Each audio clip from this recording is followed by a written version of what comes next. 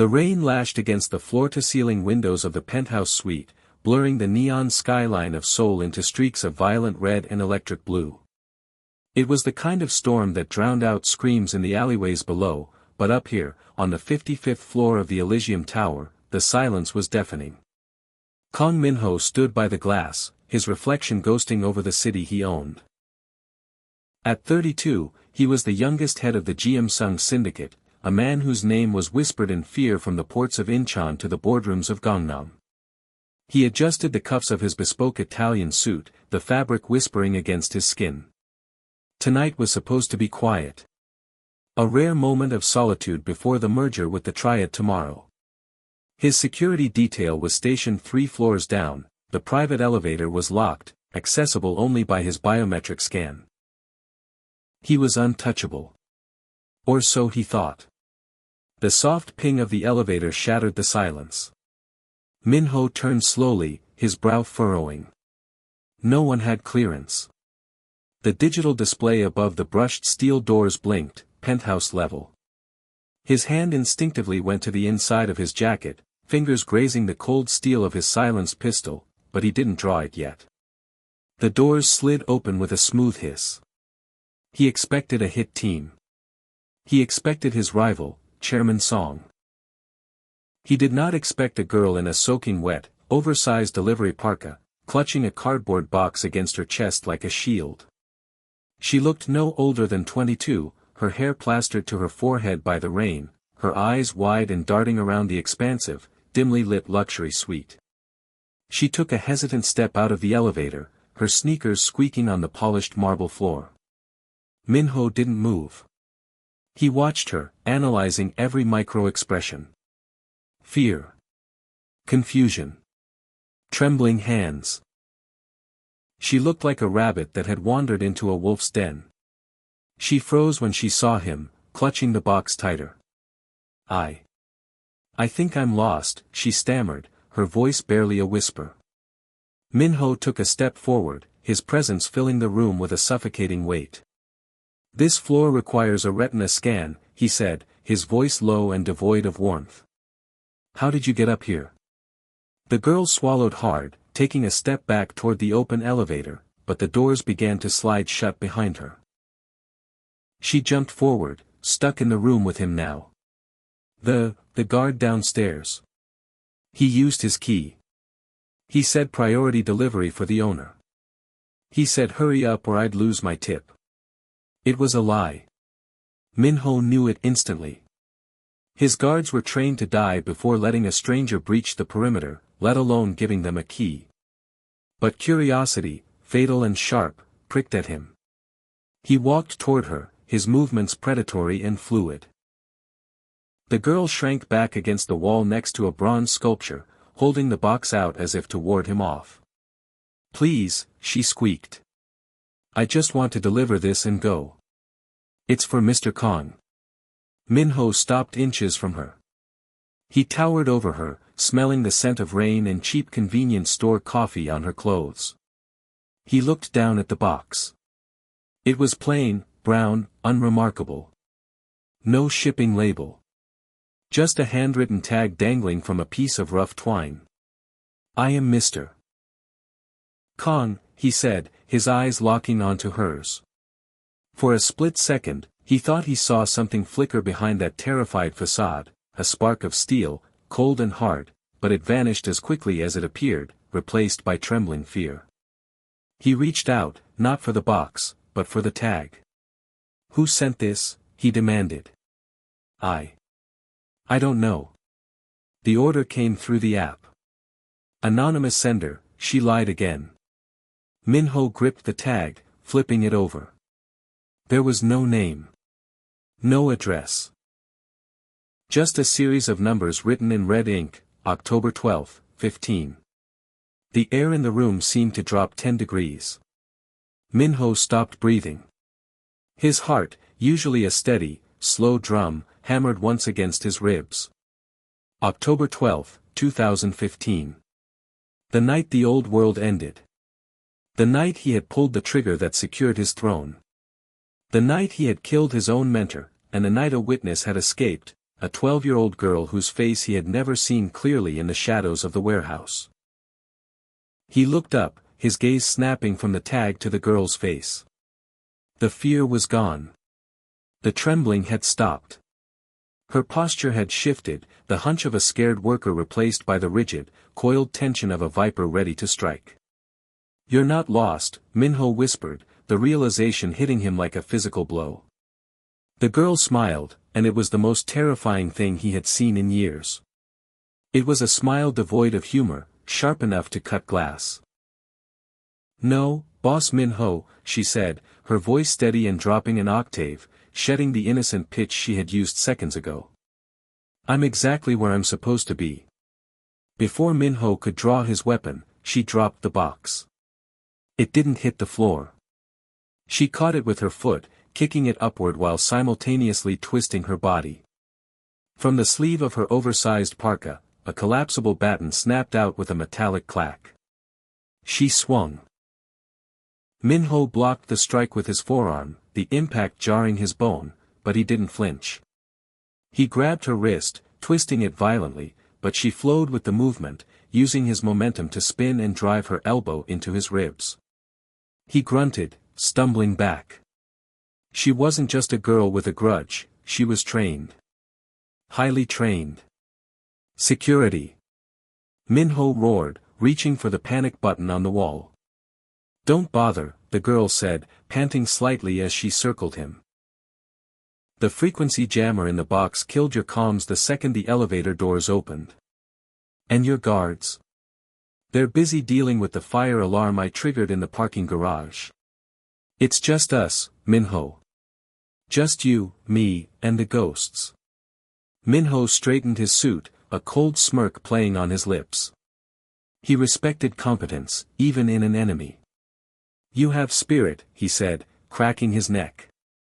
"But you came here to die. Do you know how many hitmen have tried to kill me in this room? I threw the last one off the balcony." "I didn't come to kill you," she said, tightening her grip on the baton. "Not yet. I came to make you watch." She gestured to the box lying on the floor between them. "Open it." Min-ho laughed, a low, menacing sound. "I don't take orders from delivery girls." He lunged. The fight that followed was a blur of violence. Min-ho was stronger, his blows heavy and brutal, designed to break bones. The girl was faster, using the environment. The expensive vases, the heavy furniture, to keep distance. She was fighting a delaying action. She ducked under a haymaker that shattered a lamp, rolled over the sofa, and came up with a glass shard in her hand. Min-ho kicked the baton out of her grip and pinned her against the floor-to-ceiling window. The glass shuddered under the impact.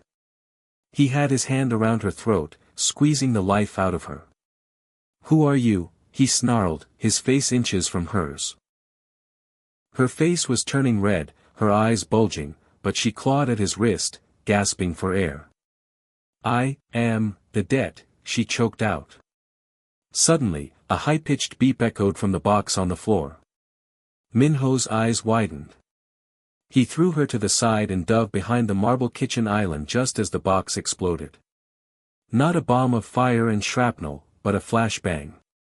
A blinding white light seared the room, followed by a concussive bang that shattered the expensive silence. Min-ho's ears rang. He blinked, trying to clear the spots from his vision. When the smoke cleared, the girl was gone. He scrambled to his feet, weapon drawn now, sweeping the room. The elevator was still locked. The windows were intact. Where could she have gone? Then he saw it. The service vent in the ceiling of the pantry was hanging open. She had crawled into the ducts. Min-ho cursed, tapping his earpiece. Static. The jammer was still active. He ran to the wall panel, punching in the emergency override code to seal the building. "System failure," the robotic voice announced. "Security protocols compromised." She hadn't just jammed the comms, she had hacked the building's brain. Min-ho looked down at the spot where the box had been. Amidst the scorched cardboard, something remained. A small, black USB drive and a single photograph. He picked up the photo. It was grainy, black and white, taken from a security camera 10 years ago. It showed him standing over a body, the gun in his hand. But it wasn't the photo that made his blood run cold. It was the handwriting on the back. The chairman knows what you did. But he doesn't know why. I do. Min-ho's grip on the photo tightened until it crumpled. The chairman, his father, the head of the entire organization, believed the murder 10 years ago was a necessary hit on a traitor. He didn't know the truth. He didn't know that Min-ho had killed the man to protect the chairman's own secrets, secrets that would tear the syndicate apart if they ever came to light. If this girl released that information, Min-ho wouldn't just be killed, he would be erased. Hunted by his own family. He needed to find her. Now. He ran to the stairwell door, kicking it open. He took the stairs 3 at a time, his mind racing. She couldn't have gone far. The vents were a maze. She would have to exit on the maintenance floor, 3 levels down. He burst onto the 52nd floor, weapon raised. The hallway was empty, the emergency lights bathing the concrete walls in a pulsing red glow. He heard a noise, a metallic clang from the far end of the corridor. He sprinted toward it, turning the corner just in time to see the tail of a delivery parka disappearing into the service elevator. "Hold it," he screamed, firing a warning shot into the ceiling. The doors slammed shut. He watched the numbers count down. She was heading to the garage. Min-ho slammed his fist against the wall. He had to get to his car. He had to intercept her before she left the building. If she got out into the city with that drive, his life was over. He didn't wait for the elevator. He vaulted over the railing of the stairwell, dropping down the central shaft, sliding down the cables with his bare hands, the friction burning his palms. He landed on the roof of the elevator cab 2 floors down, popped the hatch, and dropped inside. He reached the garage level just as a black motorcycle engine roared to life. It was her. She had shed the bulky parka. Underneath, she wore a sleek, black tactical riding suit. She revved the engine, the bike's headlight cutting through the gloom. Min-ho raised his gun, aiming for the tires. "Don't do it," he shouted. "You have no idea what you're starting." The girl looked back, her helmet visor up. She locked eyes with him one last time. "I'm not starting anything, Min-ho," she yelled over the engine. "I'm finishing it." She dropped the clutch. The bike shrieked, rubber burning against concrete, and she shot forward. Min-ho fired. The bullet sparked off the pavement inches from her rear wheel, but she didn't waver. She sped toward the garage exit ramp. The heavy steel shutters were beginning to lower, security was finally coming back online. She wasn't going to make it. The gap was closing. 3 feet. 2 feet. She leaned flat against the bike, accelerating. She slid under the closing gate with sparks flying from her helmet, clearing it by a fraction of a second. Min-ho ran to the gate, grabbing the bars, watching her taillight fade into the rainy Seoul night. He stood there for a moment, breathing heavy, the adrenaline crashing through his system. His guards were finally swarming into the garage, shouting orders, confused and panicked. "Boss! Are you hurt?" "What happened?" His head of security, a giant man named Dasu, yelled, running up to him. Min-ho ignored him. He walked over to his own car, a matte black sedan armored like a tank. "Get in," Min-ho said, his voice deadly calm. "Track the bike. Access the city grid. I want every camera in Seoul looking for her." "Who is she, boss?" Dasu asked, scrambling into the driver's seat. Min-ho stared out at the rain, the image of the girl's eyes burned into his mind. They were the same eyes he had seen in the warehouse 10 years ago. The eyes of the witness he had let go. Mercy was a mistake he never made twice. "She's a ghost," Min-ho said, slamming the door. And we're going to bury her properly this time. As the car peeled out of the garage, Min-ho pulled out his phone. He dialed a number that didn't exist in any directory. It rang once. "Speak," a distorted voice answered. "I have a problem," Min-ho said. "The witness from 2015. She's back. She has the evidence." There was a long silence on the other end. "Then you know what you have to do," the voice said. "Clean up your mess, Min-ho. Or we will clean you up." The line went dead. Min-ho looked at the blank screen. The hunt was on. But he had a feeling that this time, he wasn't just the hunter. He was the prey. The city was a blur of motion, a kaleidoscope of neon light streaking across the rain-slicked windshield of the armored sedan. Daesoo drove with the precision of a machine, weaving the heavy vehicle through the late-night traffic of Gangnam, ignoring red lights and blaring horns. In the passenger seat, Min-ho stared at the tablet in his lap. A single red dot pulsed on the map overlay, the tracker he had managed to tag on the bike's digital signature before she cleared the garage range. She was fast, dangerously fast, cutting through alleyways and pedestrian zones where his car couldn't follow, forcing Daesoo to parallel her on the main avenues. "She's heading for the bridge," Daesoo grunted, wrestling the steering wheel as they drifted around a corner. "Banpo Bridge.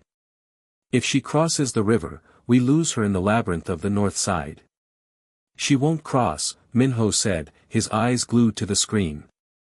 "She's not running away. She's leading us somewhere." He zoomed out on the map. The trajectory wasn't random. She wasn't taking the fastest route out of the city, she was taking a specific path toward the old industrial district, the rotting heart of Seoul that the modernization projects had left behind. The rusty cranes and empty warehouses of the docks. It was the place where everything had started 10 years ago. "Intercept her at the intersection of World Cup Road," Min-ho ordered. "Ram her if you have to. Just don't kill her." "I need the drive." Daesoo nodded and stomped on the accelerator. The engine roared, a beast unleashed. They closed the distance. Up ahead, the single taillight of the motorcycle bobbed and weaved like a firefly in a storm. Min-ho watched as she leaned into a turn, her knee scraping the asphalt. She was fearless. Most people ran from Kang Min-ho in terror, she was playing tag with him. Suddenly, the car's speakers crackled with static. The GPS map on the dashboard flickered and died, replaced by a black screen with a green audio waveform.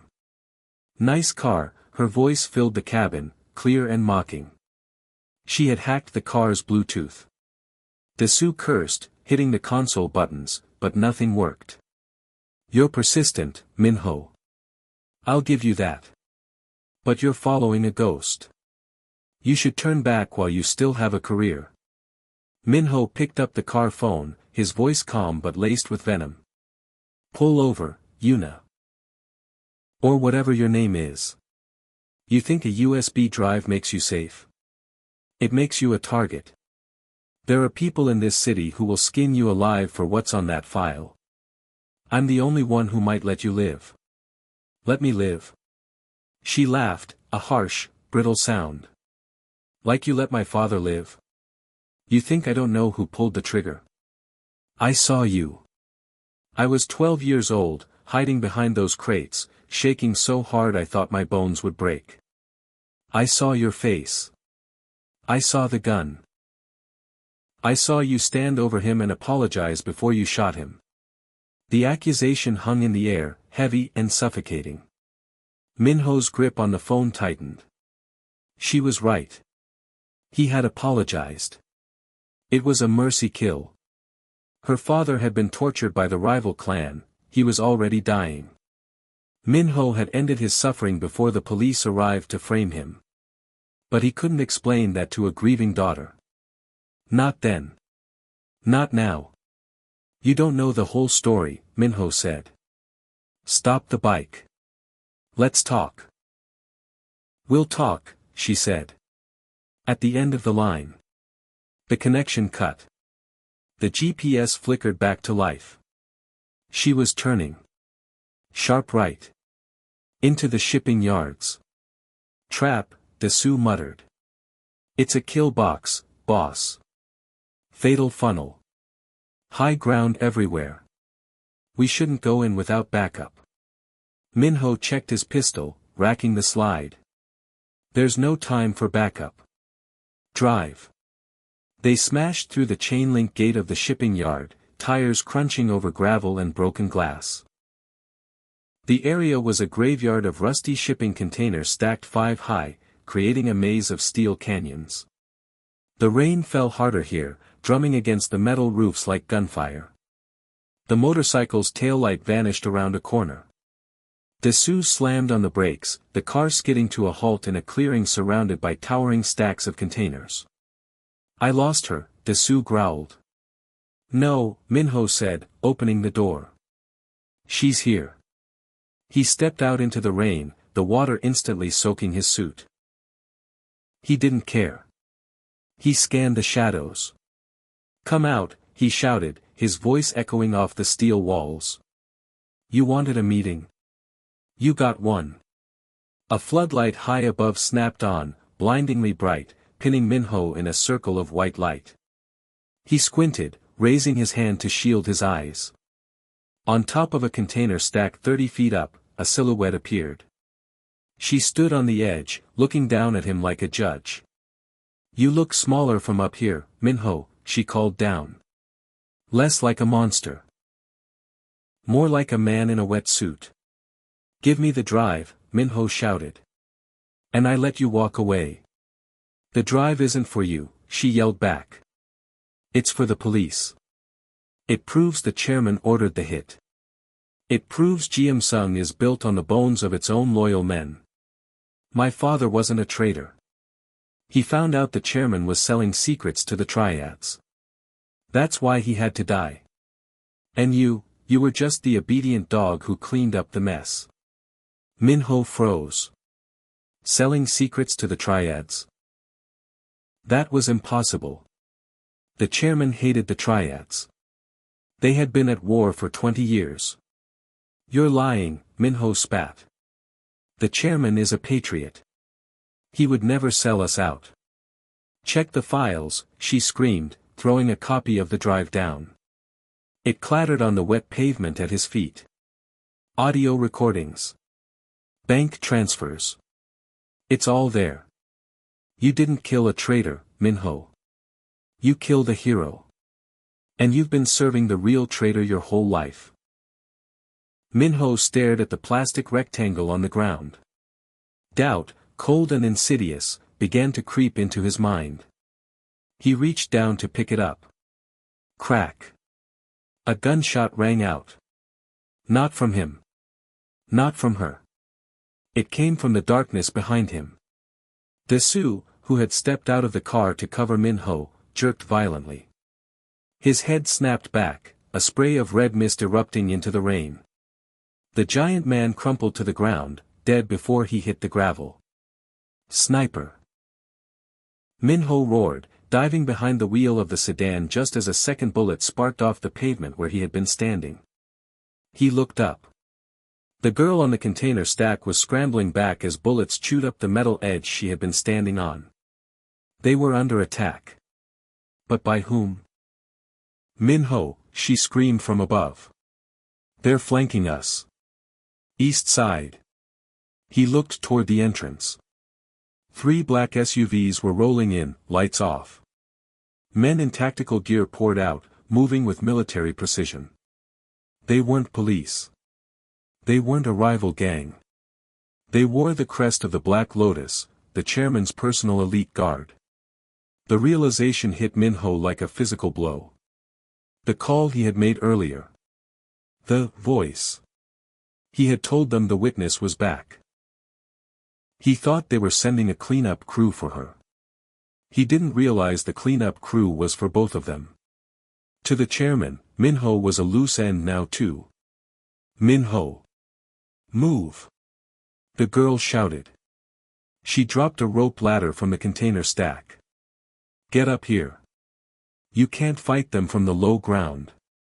Min-ho looked at his dead bodyguard, then at the approaching hit squad. He had no choice. He holstered his gun and sprinted for the container wall.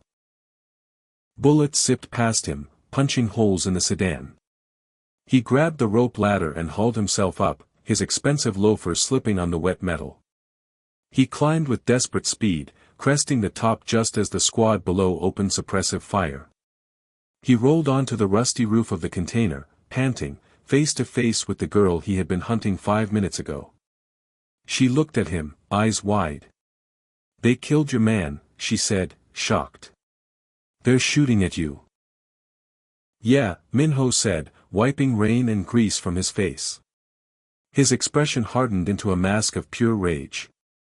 "It seems my resignation has been processed." He looked at her. "What's your name?" "Your real name." "Ji-woo," she said. "Okay, Ji-woo," Min-ho said, crawling to the edge and peering down. "We have a problem. Those are Black Lotus commandos. They don't miss, and they don't stop. We need to move."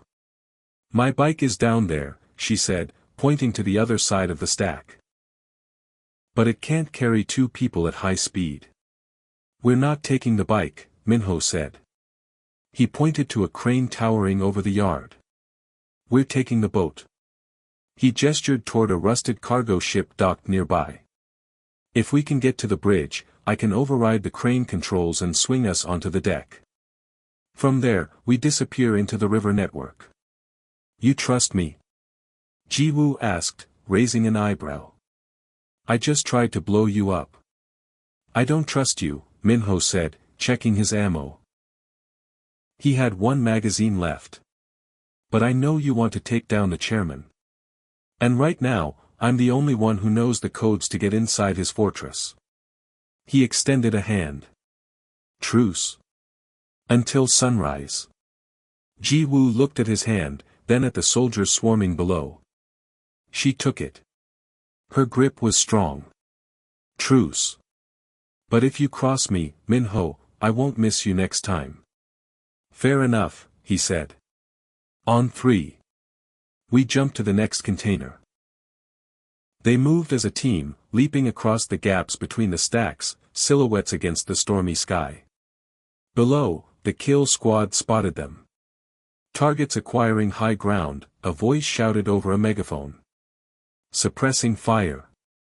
A hail of bullets erupted, pinging off the metal around their feet. Min-ho spun, firing 2 controlled shots.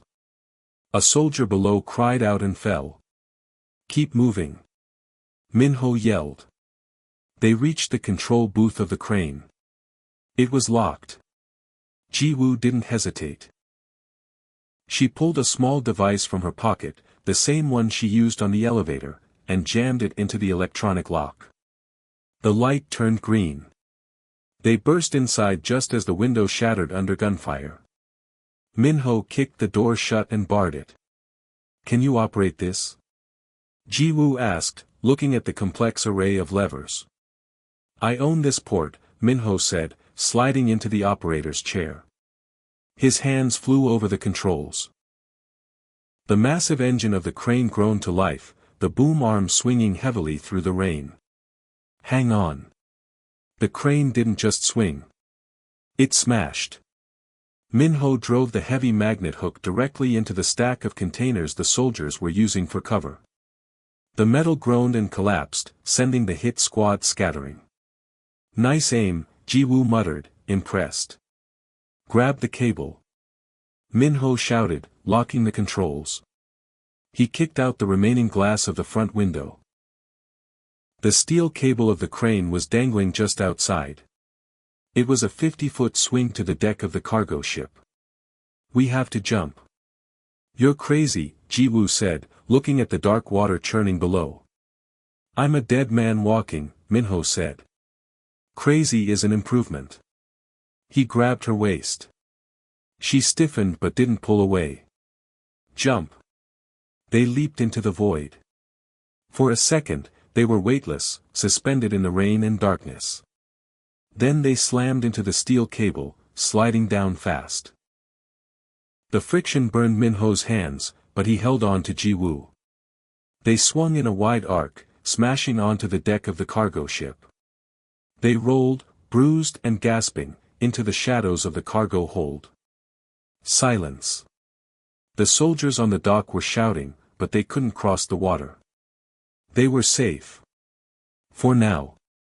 Min-ho leaned back against a crate, his chest heaving.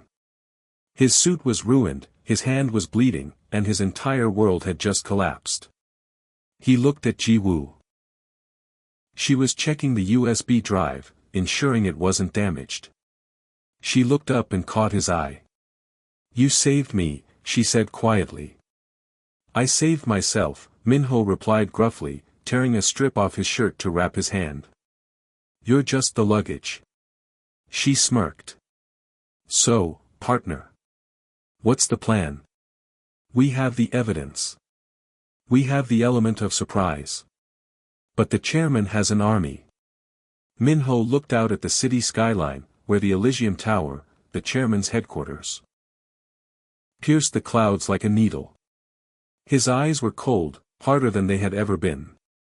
The loyalty that had defined his life was gone, replaced by a burning need for vengeance. "The chairman thinks he cleaned up his mess," Min-ho said, his voice low and dangerous. "He thinks we're running. He thinks we're scared." He stood up, wincing at the pain in his ribs. He offered a hand to pull Ji-woo up. "We're not going to the police, Ji-woo. The police are on his payroll. If we want justice, we have to take it." "So what are we going to do?" she asked. Min-ho looked at the tower again. "We're going to burn his kingdom down. From the inside. I know where he keeps his money. I know where he keeps his leverage. And you know how to break his security." Ji-woo smiled, a genuine, terrifying smile. "I like the sound of that." "Get some rest," Min-ho said, turning toward the ship's bridge. "Tomorrow night, we stop running. Tomorrow night, we go to war." But as he walked away, his phone buzzed. A single text message. Unknown number. He opened it. It was a live video stream. A camera pointed into a hospital room. An old woman lay in the bed, hooked up to machines. Min-ho's blood froze. It was his mother. She had been in a coma for 3 years, hidden away in a private clinic in Switzerland. Safe. Or so he thought. A message appeared under the video: "Bring me the girl and the drive by midnight tomorrow. Or I pull the plug. Dad." Min-ho stared at the screen, his hands shaking. The alliance he had just formed was already built on a lie. He looked back at Ji-woo, who was huddled in the corner, trusting him. To save the only family he had left, he would have to betray the girl who had just saved his life.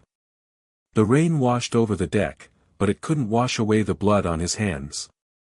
The night was far from over. Min-ho stared at the phone screen, the light illuminating the sharp angles of his face in the gloom of the cargo hold. The image of his mother, frail and unconscious, pulsed in time with the rhythmic beeping of her heart monitor. It was a checkmate. The chairman knew Min-ho's only weakness. Loyalty was the currency of their world, but family was the debt that could never be paid off. He thumbed the power button, plunging the hold back into darkness. He looked at Ji-woo. She was sitting on a crate, wringing out her wet hair, unaware that her life had just been bartered for an old woman's last few breaths. She looked up, catching his stare. "You look like you just saw a ghost, Min-ho. Is the plan off?" "No," Min-ho said, his voice devoid of emotion. He walked over to a metal locker on the wall, wrenching it open. Inside were emergency flares, a rusty fire axe, and a coil of wire. He ignored them and pulled out a pair of heavy industrial zip ties. "The plan has changed. We can't sneak in. The chairman has locked down the perimeter. If we try to hack the service entrance, we'll be cut down before we reach the lobby." He turned to her, holding up the zip ties. We have to walk in through the front door. And the only way they let us in is if I'm bringing you to him. Ji-woo stood up slowly, her eyes narrowing. The trust they had built on the crane evaporated in an instant. She took a step back, her hand drifting toward the knife she had swiped from the galley. "You're selling me out," she whispered. "I thought you were different." Min-ho moved fast. He closed the distance before she could draw the blade, pinning her wrist against the crate. He didn't hurt her, but his grip was iron. He leaned in close, his lips brushing her ear. "Listen to me," he hissed. "He has my mother. If I don't give you to him, she dies tonight." Ji-woo struggled, fury burning in her eyes. "So that's it? You trade me to save her? You're just like him." "I'm not trading you," Min-ho whispered, his voice barely audible over the rain pounding on the deck above. He slipped something into her palm. It was small, cold, and metallic. A tiny, razor-sharp shim. "I'm getting us inside the room. The chairman is arrogant. He wants to look you in the eye when he wins. He wants to see me kneel. I'm going to give him what he wants. Until I give the signal." He pulled back, looking into her eyes. "Do you trust me?" Ji-woo looked at the zip ties, then at the shim hidden in her hand. It was a suicide play. A gamble on a razor's edge. But it was the only play they had. She took a deep breath, her body relaxing. "If this goes south, Min-ho," she said, offering her wrists, "I'll kill you before he does." Min-ho tightened the zip ties around her wrists, securing them behind her back. "I'm counting on it," he said. "Now, look scared. Your life depends on it." The lobby of the Elysium Tower was a fortress of glass and marble, currently occupied by 24 Black Lotus soldiers. The revolving doors spun, and Kang Min-ho walked in, drenched, bloody, and unarmed. He dragged Ji-woo behind him. She was disheveled, struggling against his grip, screaming obscenities at him. Every weapon in the room was leveled at Min-ho's chest. "Hold fire," the captain of the guard shouted. "The chairman is expecting them." Min-ho didn't look at the soldiers. He walked with the swagger of a prince returning to his castle, even as the red laser dots danced on his forehead. He marched straight to the private elevator. The captain stepped in front of him, frisking him roughly. He took Min-ho's phone and the USB drive from his pocket. "He's clean," the captain muttered into his radio. "Sending them up." The ride to the 80th floor was silent. Min-ho stood rigid, staring at the numbers climbing. Ji-woo leaned her head back against the mirrored wall, her eyes closed. They didn't speak.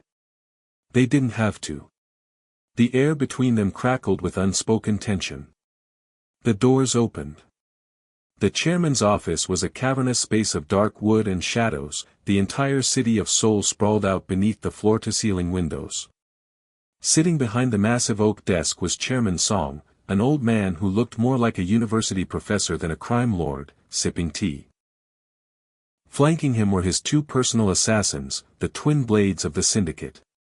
"Min-ho," the chairman said, his voice warm and grandfatherly. "I knew you would make the right choice. You were always a pragmatic boy." He gestured to the captain. "Bring me the drive." The captain handed over the USB stick. The chairman plugged it into his laptop, checking the files. He nodded, satisfied. "It's all here. The recordings. The transfers. You've done well to retrieve this." He looked at Ji-woo, who was forced to her knees by the guards. "And this is the daughter. She has her father's eyes. A pity she inherited his foolishness." "I held up my end," Min-ho said, his voice tight. "Release my mother." The chairman sighed, closing the laptop. "You know I can't do that, Min-ho. Your mother is expensive to maintain. And you've seen too much tonight. You hesitated. A leader who hesitates is a liability." He picked up his tea. Kill the girl. And then kill Min-ho. Make it look like a lover's quarrel gone wrong. Min-ho didn't flinch. He had expected this. You sure about that, father? Min-ho asked. You might want to check your laptop again. The chairman frowned. He looked down. The screen of his laptop had turned a bright, angry red. A progress bar was racing across the screen. Uploading to Seoul Metro Police Server, 98%. 99%. What did you do? The chairman roared, standing up. The drive wasn't just evidence, Min-ho said, a dark smile spreading across his face. It was a rootkit. Ji-woo coded it on the boat. As soon as you plugged it in, it bypassed your firewalls. It's not just going to the police. It's broadcasting to every news outlet in the country. Right, now. On the giant wall-mounted TV behind the desk, the news feed cut out. Static replaced the anchor, followed by the audio of the chairman ordering the hit 10 years ago. The room erupted into chaos. Kill them, the chairman screamed. Now. Min-ho yelled. Ji-woo snapped the zip ties with a violent jerk of her wrists. She had already sawed halfway through them with the shim while they were in the elevator. She rolled forward, sweeping the legs of the guard nearest to her. As he fell, she grabbed his gun from the holster. Min-ho moved simultaneously. He didn't go for a gun, he went for the chairman. He vaulted over the desk, tackling the old man just as the twin assassins opened fire. Bullets shredded the oak chair where the chairman had been sitting. Min-ho used the chairman as a human shield, dragging him to the floor. Call them off. Min-ho shouted, pressing his thumb into the pressure point behind the chairman's ear. Or I snap your neck right here. The assassins hesitated. In that split second of indecision, Ji-woo was a whirlwind of violence. She fired 2 shots, dropping the captain of the guard. She dove behind a marble pillar as the room filled with gunfire. She wasn't just a delivery girl anymore, she was the vengeance of a decade of silence. She popped out, firing with precision, forcing the assassins to take cover. Min-ho. The window, she screamed. Min-ho understood. The glass behind the desk wasn't bulletproof, it was reinforced, but brittle under high impact. He hauled the chairman up. You wanted to own the city. Min-ho gritted out. Take a look at it. He threw the chairman toward the window, then picked up the heavy bronze bust of the syndicate's founder from the desk and hurled it with all his strength. The bronze hit the glass. Crash. The entire pane shattered, the wind from the storm outside howling into the room like a banshee. Min-ho grabbed the chairman by the collar, dangling him over the edge, 80 floors up. The wind whipped at their clothes. The chairman, terrified, clawed at Min-ho's arm. Min-ho. I'm your father. I made you. You made a weapon, Min-ho said, his eyes cold as the abyss. And now the weapon is malfunctioning. Wait, the chairman shrieked. Your mother. The kill switch. If I die, the signal stops, and the machines turn off. Min-ho paused. The moral weight of the moment hung heavy on him. If he dropped him, he got justice, but he lost his mother. If he pulled him up, the chairman would win. Suddenly, Ji-woo appeared next to him, her gun trained on the chairman's forehead. She was bleeding from a graze on her shoulder, but her aim was steady. He's lying, she said. I checked the network logs on the drive. The clinic in Switzerland, it's a shell company. Min-ho, your mother died 3 years ago. He's been faking the video feed to control you. The world stopped spinning for Min-ho. The silence in his head was louder than the storm. He looked at the chairman. The old man's eyes shifted, betraying the truth. He had been keeping a corpse alive on a screen just to keep a leash on his dog. The grief didn't hit Min-ho. Not yet. Only the rage. Pure, white-hot, cleansing rage. "She's waiting for you," Min-ho whispered. He let go. The chairman's scream was swallowed by the wind. Min-ho watched him fall, a dark speck vanishing into the neon lights of the city he had corrupted. He stood there for a long moment, the rain lashing into the office, soaking him to the bone. It was over. The head of the snake was gone. He felt a hand on his shoulder. Ji-woo. She didn't say anything. She just stood there with him, anchoring him to reality. Sirens were wailing in the distance, getting louder. The police were coming. The vacuum of power left by the chairman would cause a war in the underworld, but that was a problem for tomorrow. "We need to go," Ji-woo said softly. "The helipad on the roof. I can hotwire the chopper." Min-ho turned away from the edge. He looked at the empty office, the shattered glass, the dead bodies of the men who had once commanded his respect. He straightened his jacket, buttoning it over his blood-stained shirt. He wasn't the delivery boy anymore. He wasn't the executioner. He was the survivor. "No," Min-ho said, walking toward the door. "We're not running." "What?" Ji-woo asked, confused. "Min-ho, the police." "The police have the evidence on the chairman," Min-ho said. "They don't have anything on me. I was the informant. I was the one who brought him down." He stopped and looked back at her. The adrenaline was fading, leaving a strange intimacy between them. Two broken people who had smashed the world to fix themselves. "Besides," he added, a ghost of a smile touching his lips, "I need a new head of security. Dessou is gone. And I've heard you're very good at deliveries." Ji-woo stared at him, stunned. Then, slowly, she holstered the gun. She walked over to him, stopping inches away. She reached out and straightened his collar. "I'm expensive," she said. "I can afford it," Min-ho replied. He offered her his arm. She took it. Together, they walked out of the ruined office, stepping over the debris, heading toward the elevator. The elevator doors slid shut, sealing out the storm, sealing out the past. As the car began to descend, Min-ho looked at the digital display. Ground floor. A new game was starting. And this time, he wasn't playing by the rules. He was making them. Min-ho chose to save Ji-woo over his own safety, but now they are both targets.